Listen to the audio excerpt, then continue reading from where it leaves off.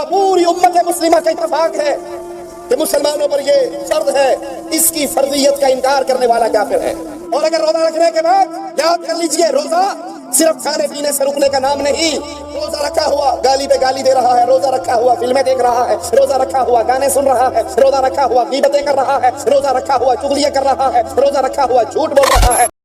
جس پر روزے فرض ہو، جو روزہ رکھنے کی استطاعت رکھتا ہو، اور پھر وہ رمضان کے روزے نہ رکھے، جس کے اوپر زکوٰۃ فرض ہو اور پھر وہ زکوٰۃ ادا نہ کرے، اس نے اسلام کے ستون کو گرا دیا۔ یہ روزے رکھوانے کا مقصد کیا ہے؟ تمہیں صبح سے شام تک بھوکا اور پیاسا رکھنے کا مقصد کیا ہے؟ لعلکم تتقون، تاکہ تم متقی بن جاؤ، تمہارے دل میں اللہ کا ڈر، اللہ کا تقوی، اللہ کا خوف پیدا ہو جائے، اللہ کی عبادت کا مفہوم تمہارے دلوں میں اتر جائے۔ پانی حلال ہے، کھانا حلال ہے، پاک ہے، موجود ہے، کمرے کے اندر تنہا ہو، کوئی نہیں دیکھ رہا، لیکن رمضان کے دنوں کے اندر اس پانی کو اپنے پیٹ میں نہیں اتارتے، اس کھانے کو حلق سے نیچے نہیں اتارتے۔ کیوں؟ اللہ کے ڈر کی وجہ سے۔ یہ اللہ ٹریننگ کورس کروا رہا ہے، تربیت کر رہا ہے۔ یہ رمضان کا ایک مہینہ باقی مہینوں کے لیے ہمیں راستہ اور منہج دے رہا ہے کہ اگر تم اللہ کے حکم سے دن کے اندر حلال چیزوں سے باز آ جاتے ہو تو افطاری کرنے کے بعد اللہ نے جو چیزیں حرام کی ہیں اس سے بھی باز آ جاؤ۔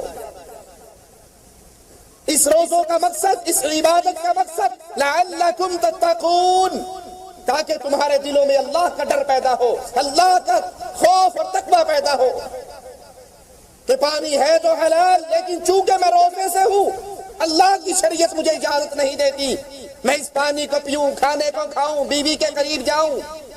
یہ سبق ہے، یہ آپ کی تربیت ہے۔ جب آپ نے افطار کر لیا، اب بھی خیال کرو میں سگریٹ پی رہا ہوں، سارا دن سگریٹ نہیں پی، اس لیے کہ اللہ نے حرام، اللہ کی طرف سے پابندی، پانی پر پابندی، کھانوں پر پابندی، پھلوں پر پابندی۔ اب افطاری کرنے کے بعد میں اب بھی اسی اللہ کا پابند ہوں، میں آزاد نہیں ہوا۔ مسلمان کی ساری زندگی اللہ کی شریعت کی غلامی میں گزرتی ہے، تو افطاری کے بعد دیکھوں میں حلال کھا رہا ہوں یا حرام۔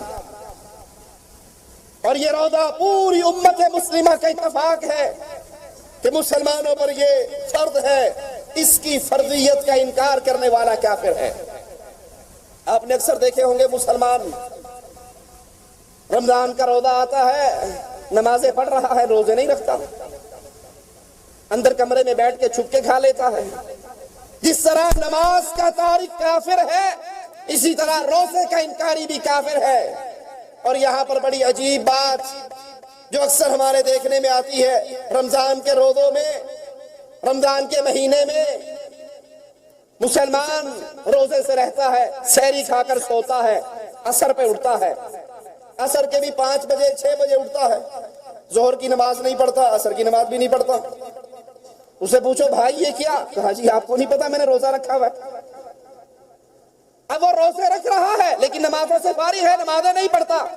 تو ایسا روزے دار بھوکا اور پیاسا رہ رہا ہے، اس کے روزوں کی اللہ کے دربار میں کوئی قیمت نہیں۔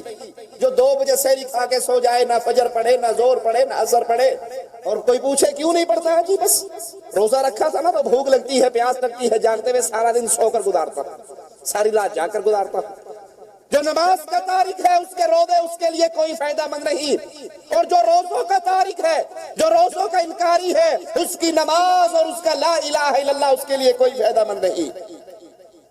رمضان کے یہ روزے ہر مسلمان بالغ، عاقل، مقیم، مرد، عورت، ان پہ فرض ہے۔ ہاں اگر وہ سفر کی حالت میں ہے، چاہے افطار کر لے چاہے رکھ لے، اور رمضان کے بعد جتنے دن سفر میں رہا اس نے روزے نہیں رکھے، اس کی قضا ادا کرے۔ اور یہ روزے رکھنے کے لیے حالت ایمان، ثواب کی نیت یہ بڑی ضروری ہے۔ رسول اللہ صلی اللہ علیہ وسلم فرماتے ہیں، صحیح بخاری و مسلم کی روایت ہے، من صام رمضان ایمانا واحتسابا غفر لہ ما تقدم من ذنبی۔ یہ بڑی عظیم خوشخبری اہل ایمان کے لیے، یہ رمضان کا مہینہ جو ابھی قریب آنے والا ہے، ابھی سے اس کی تیاری کر لو۔ یہ رجب کا مہینہ ہے، اگلا شعبان ہے، پھر رمضان ہے، ابھی سے ذہن سازی کرو۔ جیسے تاجر کاروبار کے لیے حج کا سیزن ہو، کاروباری سیزن ہو، تاجر پہلے سے پلاننگ کرتے ہیں، اس سیزن میں میں نے کیا کمانا ہے۔ یہ رمضان کا مہینہ نیکیوں کا سیزن ہے، نیکیوں کی بہار ہے، توبہ کا سیزن ہے، معافی کا سیزن ہے، جنت میں آسانی سے داخل ہونے کا سیزن ہے۔ کیسے؟ رسول اللہ صلی اللہ علیہ وسلم فرماتے ہیں من صام رمضان ایمانا واحتسابا غفر لہ ما تقدم من ذنبی۔ جو انسان رمضان میں روزے رکھ لے، دو شرطیں بنیادی، ایمان، حالت ایمان میں، واحتسابا، نیکی کی امید رکھتے ہوئے، من صام رمضان ایمانا واحتسابا، جو حالت ایمان میں ثواب کی امید، اجر کی امید، نیکی کی امید سے روزہ رکھ لیتا ہے، غفر لہ ما تقدم من ذنبی، اللہ اس کی زندگی کے پچھلے ہر گناہ کو معاف کر دیتا ہے۔ یہ اللہ کی طرف سے اعلان، یہ اللہ کی رحمت کا معاملہ۔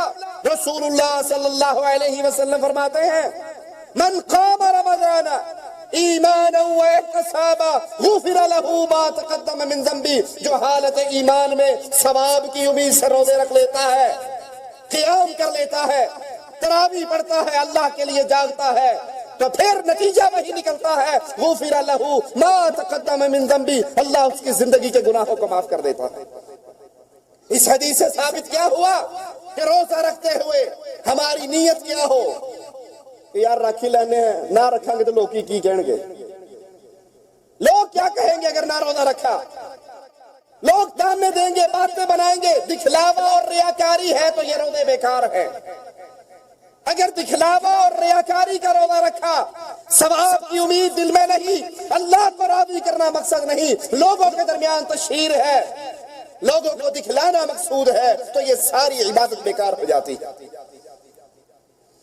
اور اگر روزہ رکھنے کے بعد یاد کر لیجئے، روزہ صرف کھانے پینے سے رکنے کا نام نہیں۔ روزہ رکھا ہوا گالی پہ گالی دے رہا ہے، روزہ رکھا ہوا فلمیں دیکھ رہا ہے، روزہ رکھا ہوا گانے سن رہا ہے، روزہ رکھا ہوا غیبتیں کر رہا ہے، روزہ رکھا ہوا چغلیاں کر رہا ہے، روزہ رکھا ہوا جھوٹ بول رہا ہے، تو یہ روزہ اس کا بیکار ہے۔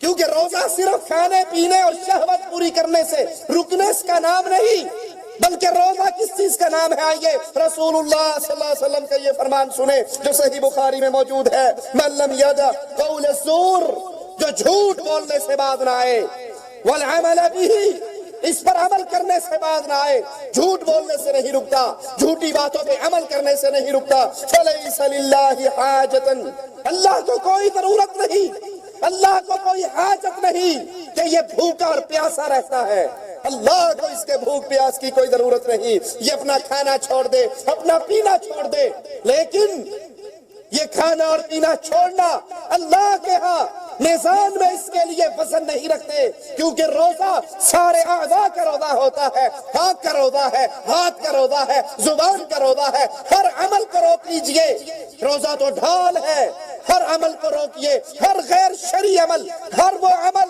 جس سے آپ کے روزے کے نمبر کم ہو، آپ کی عبادت کے نمبر کم ہو، اس سے رک جائیے۔ میں کھانا پینا چھوڑ دوں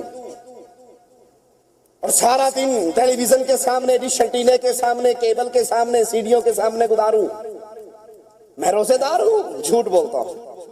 میں نے روزہ رکھا لیکن جھوٹ ویسے ہی، غیبت اور چغلیاں لوگوں کی، کس کی اس کو لگائی، اس کی اس کو لگائی، اس کو اس سے لڑوایا، اس کو اس سے لڑوایا، تو یہ روزہ نہیں۔